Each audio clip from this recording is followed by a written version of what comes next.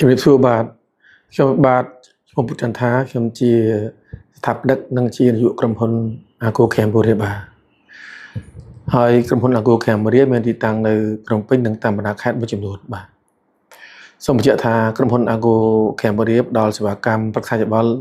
លើការធ្វើអន្តោប្រវេសន៍ទៅធ្វើការនិងរស់នៅប្រទេសអាមេរិកតាមកម្មវិធី EB3 EB5 និង L1A Visa យើងក៏ធ្វើសេវាកម្មផងដែរតាក់ទងទៅនឹងប្រទេសផ្សេងៗទៀតដូចជាប្រទេសអូស្ត្រាលីកាណាដានិងប្រទេសអឺរ៉ុបបាទតាមរយៈការវិនិយោគបាទសូមបញ្ជាក់ថាក្រុមហ៊ុន Agro ក៏ប្រឹក្សាយោបល់ទៅលើការវិនិយោគនិងការធ្វើពាណិជ្ជកម្មផ្សេងៗផងដែរបាទតាក់ទងទៅនឹងកម្មវិធី EB3 ខ្ញុំបានសហការជាមួយក្រុមហ៊ុន Metavi Luxbiolo Group ដែលមានទីតាំងនៅរដ្ឋធានី Tennessee បាទបច្ចុប្បន្ននេះខ្ញុំកំពុងជួយជនរាប់រយនាក់បាទក្នុងការរៀបចំឯកសាររបស់ពួកគាត់បាទសម្រាប់ការដាក់ពាក្យតាមកម្មវិធី EB3 យើងហៅថាកម្មវិធីកាត់បៃតង Green Card យើងជួយអតិថិជនរបស់យើងចាប់ដើមតាំងពីដំណាក់កាលដំបូងនៃដំណើរការដាក់ពាក្យរហូតដល់ពួកគាត់ទទួលបាន Green Card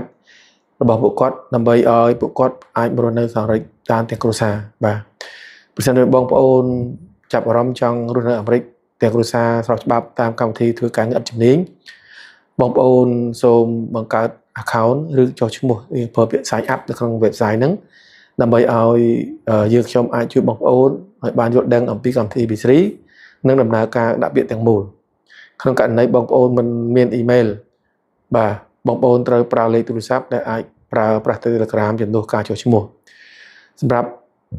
បងប្អូនដែលចុះឈ្មោះរួចហើយសូមបងប្អូនចូលមើលវីដេអូដែលមានជាបន្តបន្ទាប់ទាក់ទងនឹងកម្មវិធី EB3 ឲ្យបានច្បាស់លាស់ចប់សពគ្រប់ដើម្បីយល់ដឹងឲ្យបានច្បាស់